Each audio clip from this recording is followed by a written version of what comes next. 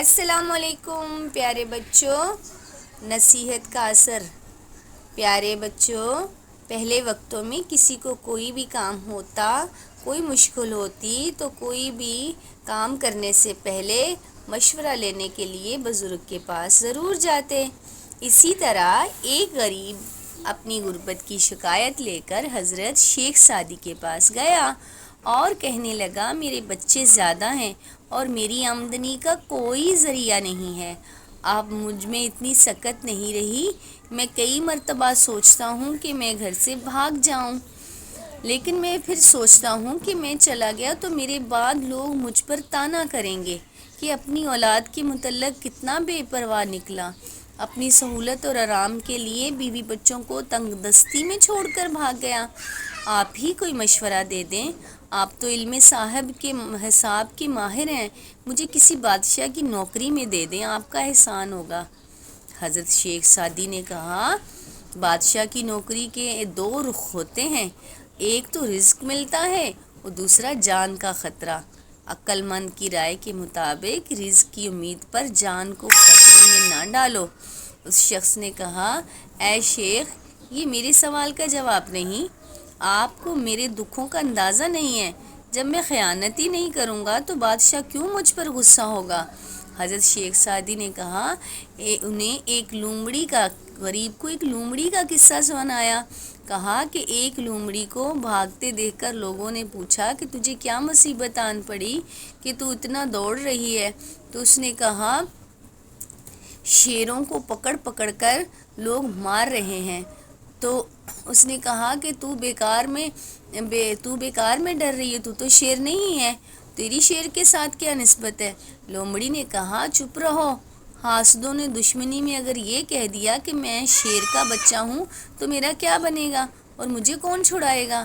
اے دوست، بے شک تو دیانتداری کے ساتھ کام کرے گا، مگر ان حاسدوں کا کیا جو بادشاہ کے سامنے تیری جھوٹی شکایت کریں گے؟ تیرے حق میں کوئی بولنے والا نہ ہوگا اور تیرے لیے بہتر یہی ہے کہ تو روکھی سوکھی کھا کر گزارا کر. بادشاہ کی ملازمت کا خیال دل سے نکال دے. شیخ سعدی کی باتیں سن کر وہ شخص غصے میں آ گیا.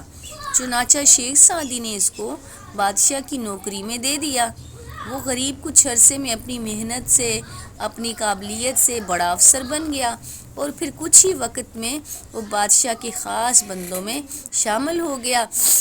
پھر کچھ عرصے کے بعد شیخ سعدی کچھ دوستوں کے ساتھ حج کے لیے چلے گئے. جب حج کی سعادت سے واپس لوٹے تو وہی شخص پھر سے پھٹے پرانے کپڑوں میں دکھا. اس کی حالت دیکھی تو شیخ سعدی نے حیرت کا اظہار کیا اور پوچھا کہ تیرے ساتھ یہ کیا ہوا ہے؟ تو اس نے کہا کہ آپ کا کہا سچ ثابت ہوا. میرے حاسدوں نے مجھ پر خیانت کا الزام لگایا اور بادشاہ نے صحیح معنوں میں تفتیش نہیں کی، اور میرے تمام رفقا اور میرے ساتھی، میرے دوست سب سچ بولنے سے ڈرتے تھے، لہٰذا خاموش رہے. تمام پرانے تعلقات کو نظر انداز کر دیا. لوگ تو بھئی بڑے آدمی کی تعریف کے لیے سینے پر ہاتھ باندھے کھڑے رہتے ہیں. اگر زمانہ اس بڑے آدمی کو گرا دے تو یہی لوگ اسے پاؤں تلے رون ڈالتے ہیں.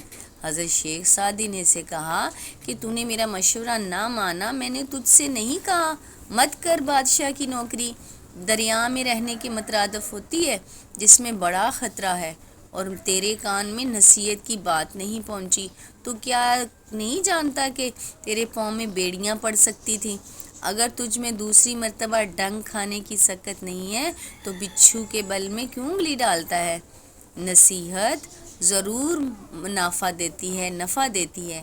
دانا شخص اپنے تجربے اور علم کی بدولت تمہیں کوئی نصیحت کرتا ہے، جبکہ بے وقوف شخص اپنی ناتجربہ کاری کی اور کم علمی کے وجہ سے کوئی بری راہ دیتا ہے.